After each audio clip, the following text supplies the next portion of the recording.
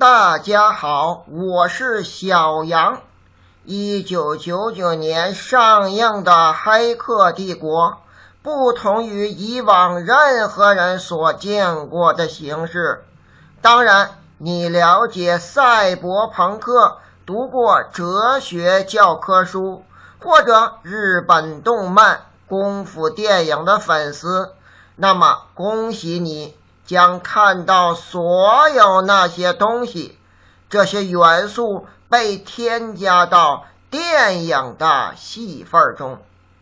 当我们看这部电影的时候，我们时常听到一个名字 D1， 预言这位人类英雄会导致机器垮台，并重新加载矩阵，他是尼奥。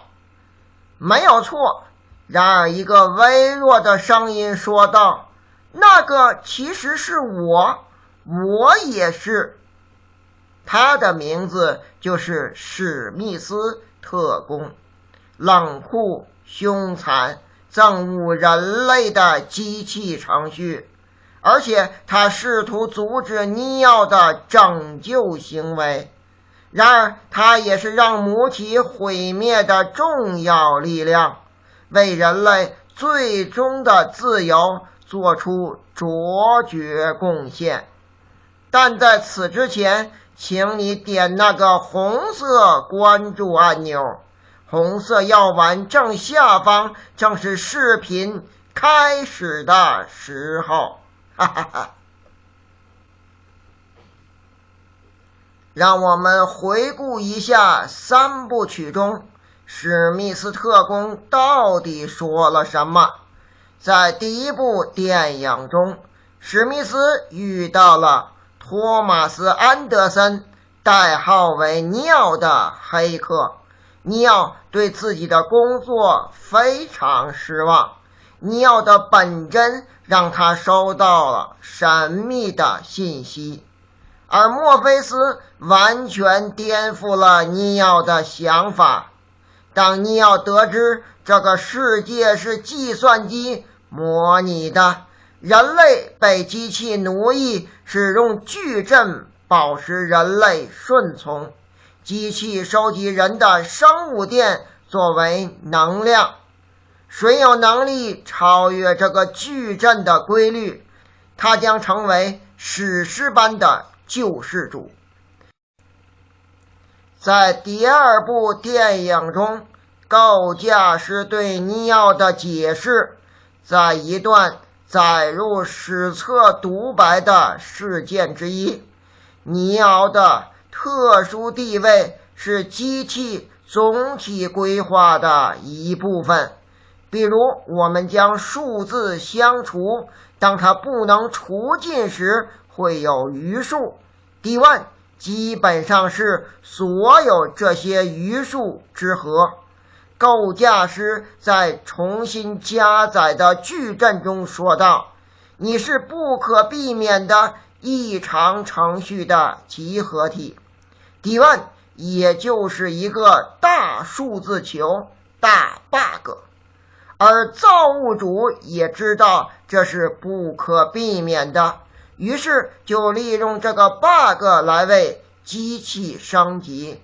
尼奥就相当于一款升级软件了，只要它存在，矩阵不会完美，并逐渐陷入混乱，直到它崩溃并摧毁全人类，包括人类最后的据点西岸。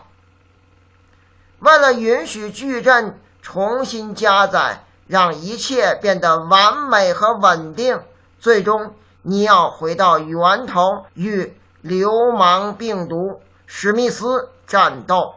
史密斯曾是一个负责维持系统秩序的程序，最终尼奥被史密斯杀死了。但是机械大帝也找到了史密斯的代码，将史密斯这个异常代码全部删除。矩阵终于可以重新加载了，为人机之争带来了和平。盲人耶稣尼奥被带到光明中。让我们看看前面提到的预言引用。当矩阵第一次建立时，他出生在里面，有能力改变他想要的东西，按照他认为合适的方式重新制作矩阵。他教导了人类真理。当他死亡时，先知预言他将归来，并设想他的到来将迎接矩阵的毁灭，为人类带来自由。所以他必须出生在矩阵中，能够改变并摧毁矩阵，以释放人类。尼奥并不是出生在矩阵的内部，他出生在那些收获颇丰的豆荚中。尼奥被特工史密斯杀死后重生在矩阵中。正如我们在电影中所说的那样，矩阵总共到现在是第6个版本，也就是说，从一个异常情况的出现到下一个异常情况，已经到第6个版本。那时候安德森先生是不在的，史密斯探员从一开始就在矩阵。他说，你知道吗？第1个矩阵被设计成一个完美的人类世界，没有人受苦，每个人都很快乐，那是一场灾难。史密斯以一种暗示的方式谈论矩阵。第1部电影末尾，尼奥跳入史密斯特工内部，摧毁他。那一刻，史密斯从根本上被改变了。在第2部电影中，史密斯重生后变为病毒，正如他向尼奥解释的那样，因为你，我不再是这个系统的代理人，因为你，我变成了一个新人。这展示了史密斯一种新的生活方式。先知的预言中说，那个人将能够改变矩阵，以按照他认为合适的方式重新制作它。实际上，在整个续集中，尼奥并没有改变任何东西，他仅仅可以做一些功夫动作和飞行。在改变矩阵的结构方面，史密斯显示出更大的力量。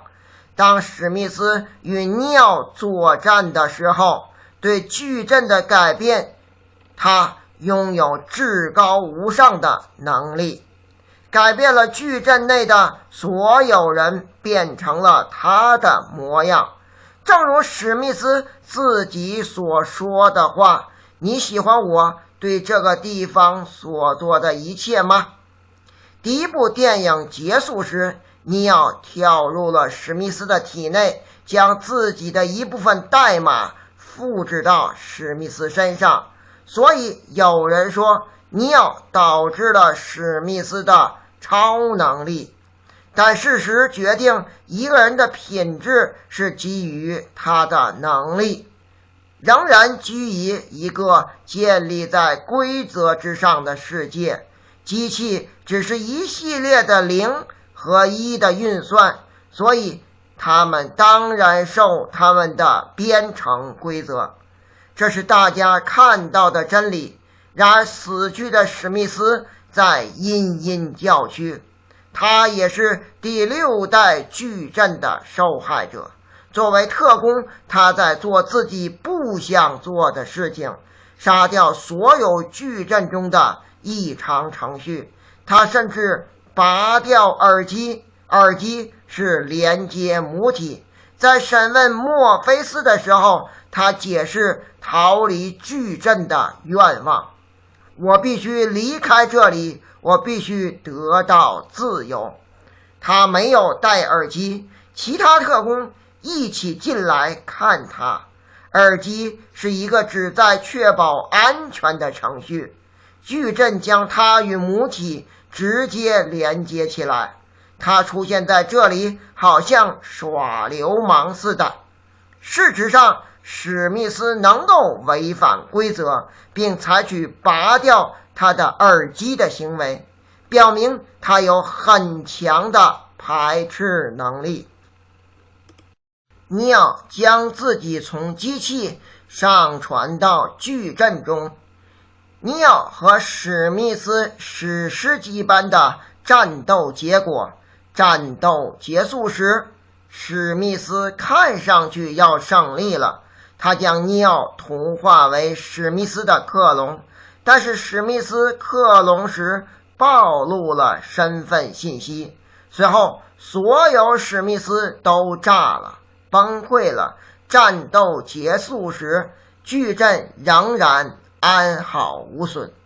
史密斯和人机战争的唯一原因，因为史密斯非常擅长撕毁矩阵的结构，机器已经无法控制和消除史密斯。史密斯把机器放在不稳定的位置，机器首先需要消除它，并重启矩阵，这给了尼奥达成交易的议价能力。所以尼奥能与机械大帝达成交易，允许人类选择留在矩阵，或去西安。有人会感觉史密斯输的好像不明不白，这么棒的反派产生了一个廉价的结局。直到你考虑是什么时史密斯感染，尼奥被重新推入矩阵，并被史密斯同化。看看尼奥的身体和电线是如何连接的。机器在尼奥被同化的那一刻做出回应，同化体史密斯的异常代码重新统一到母体，矩阵最终能够重新加载。所有人都说尼奥是救世主，甚至没有人会想到史密斯。但这一切给我们留下了最后一个问题：构架师和先知是系统中最强大的两个程序。史密斯出生于矩阵，甚至称先知是妈妈。显然，先知是唯一知道史密斯的真实本性。为了做这件事，先知选择向所有人撒谎。他知道史密斯为什么要这样做。在这最后的时刻，尼奥已经被同化，当然此时先知也已经被同化。但是先知借着史密斯的口说想要改变，机器并不知道这是他获得和平的唯一途径。史密斯的工作一直是消除系统中的异常，但史密斯作为杀毒软件是个例外。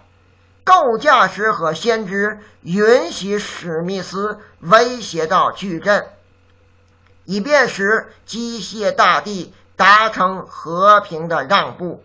在重新加载矩阵后，构架师对先知说：你做了一个非常危险的游戏。显然这一切又都是构架师和先知的安排，这也印证史密斯临死前所说的话，史密斯也是设计的一部分。真正改变矩阵的危险游戏是允许史密斯这样的病毒获得最高权限。